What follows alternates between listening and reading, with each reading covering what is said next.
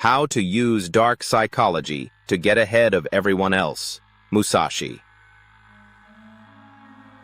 Miyamoto Musashi wasn't just a swordsman, he was a psychological strategist, a master of human behavior, and a man who lived by the code of awareness and control.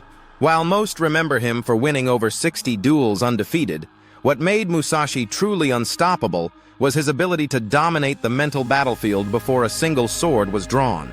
Today, in a world driven by noise, distraction, and emotional manipulation, the timeless lessons of Musashi through the lens of dark psychology can give you an edge most people never even think to develop. This isn't about hurting others. It's about understanding them so deeply that you can lead, influence, and win silently and powerfully.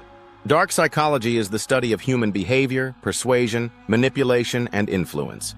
It's about reading people, identifying their hidden drives, their fears, their pride, their insecurity, and knowing exactly how to respond in a way that puts you in control. Musashi did this naturally. He trained himself to be calm, perceptive, detached. While others were caught in emotion, he observed. While they reacted, he planned. He once said, "The ultimate aim of martial arts is not having to use them."